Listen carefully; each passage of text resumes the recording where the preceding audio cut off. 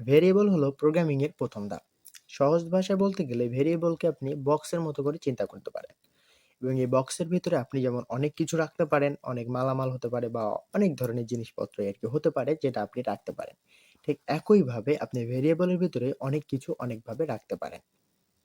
আর একটা বক্সের যেমন একেকটা নাম থাকে, ঠিক একইভাবে আপনি ভেরিয়েবলেরও নাম দিতে পারেন।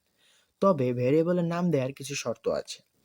প্রথম শর্ত হলো এটা সংখ্যা দিয়ে শুরু করা যাবে না। আপনি ভেরিয়েবলে সংখ্যা ব্যবহার করতে পারেন, সেটা শেষের দিকে কিংবা মাঝামাঝি। কিন্তু ১ম এই আপনাকে একটা লেটার ব্যবহার করতে হবে।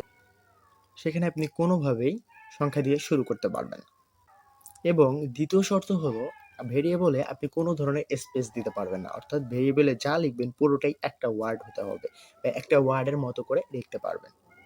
এবং ৩য় কাজটা হচ্ছে আপনি আন্ডারস্কোর ব্যবহার করতে পারেন। অর্থাৎ কোথাও যদি আপনার স্পেস দেওয়ার বা ফাঁকা দেওয়ার দরকার হয়, আপনি ঠিক সেই জায়গাটাতে আন্ডারস্কোর দিয়ে ফিল আপ করে দিতে পারেন। যেমন একটি ভেরিয়েবল মাই আন্ডারস্কোর নেম দিয়ে আপনি ইকুয়ালের পরে আপনার নাম লিখতে পারেন। হয়ে গেল আপনার ভেরিয়েবল ডিক্লেয়ার করা বা ডিক্লারেশন করা। আর সবচেয়ে গুরুত্বপূর্ণ কথা হলো আপনি ভেরিয়েবল যখন বানাচ্ছেন, ভেরিয়েবল যখন তৈরি করছেন তখন এমন একটা নাম দিবেন ভেরিয়েবলটির যেটা অর্থপূর্ণ। অর্থাৎ আপনি এমন কিছু বলবেন না যা দ্বারা আসলে বোঝা যায় না আপনি ভেরিয়েবলে কিসের মান রেখেছেন।